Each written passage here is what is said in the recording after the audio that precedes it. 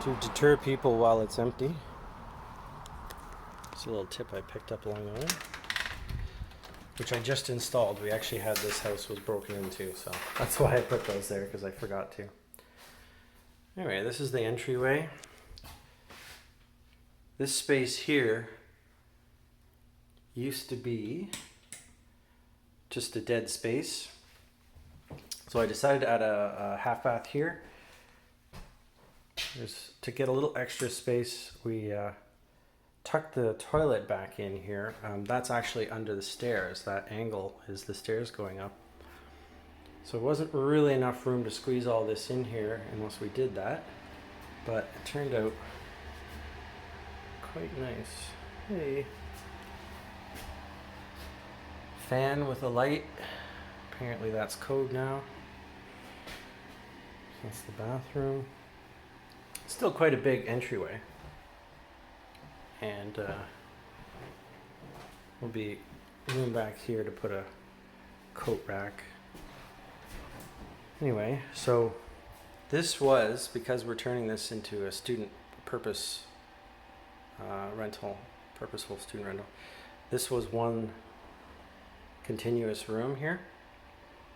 So what we did is we just put up this wall and we made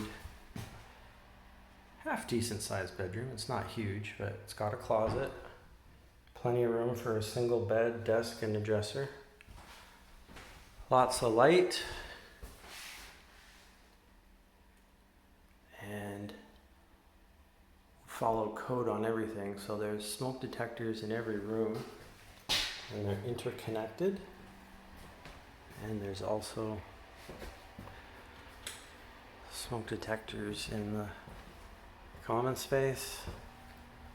Might as well just, for me, peace of mind is adding those in. I mean, you could probably, just get away with regular smoke detectors and not even bother, but for me, and it'll increase resale value if that's already there. So then the other half of the stairs we turned into a closet, small but decent.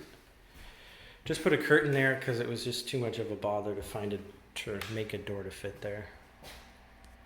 Anyway, this will be the common room. It's not a bad space. We were able to, front to back, this house was actually in pretty bad shape. The floor was sunk, I don't know, an inch or two there. So we managed to flatten that out.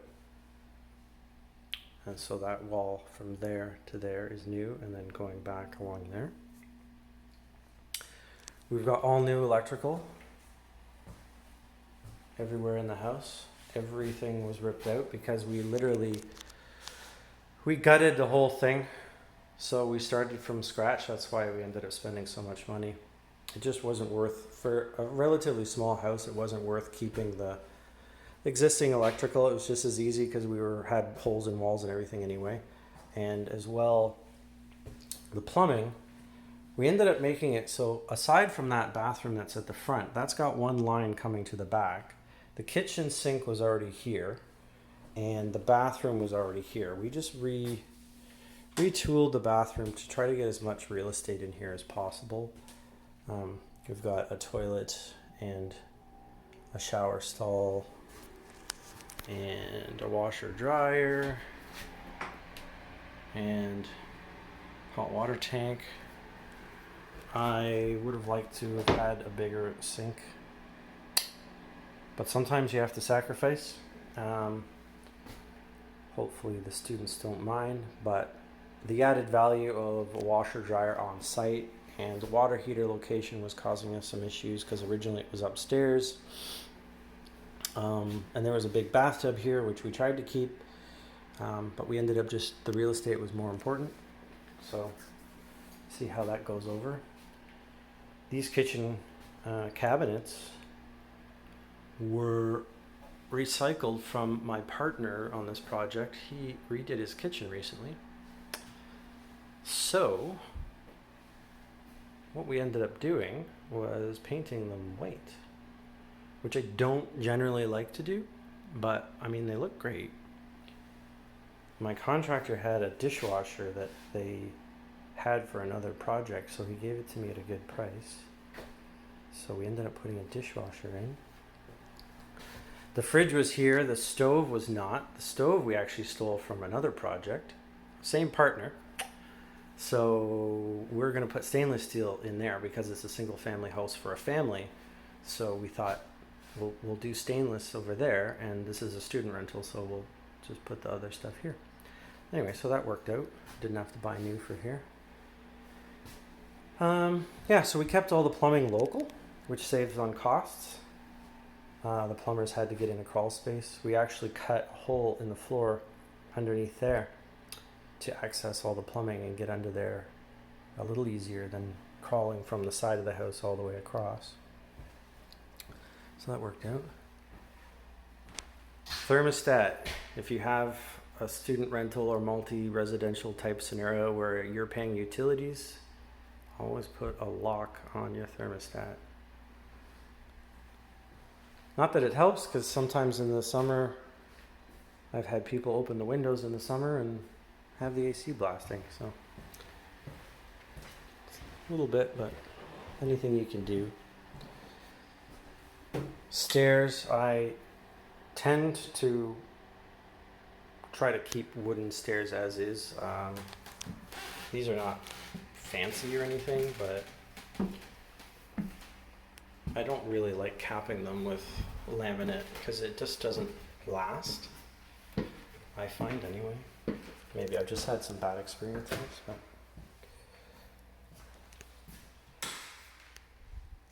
upstairs we have some pretty decent bedrooms. This was just an attic before. An ugly attic. So for structure, we have a knee wall supporting the roof trusses, and as well we have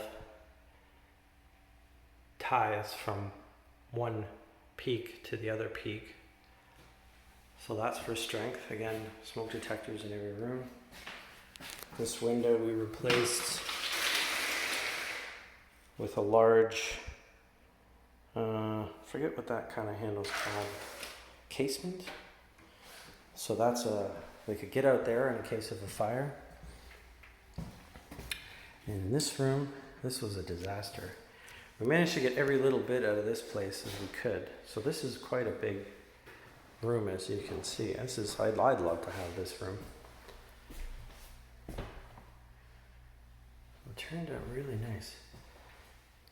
So again, I try to be a responsible landlord. This window is a skylight, but it also hinges and opens up, so you could get out of there in case of a fire without too much difficulty. Anywho, that is our bridge student rental, which the timing is unfortunate because COVID, everything is online. So we might have to pivot our strategy and have a single family residence or a family in this instead. And then we might change back to a student rental when school is back in session. Hope you enjoyed that tour, and have a great day.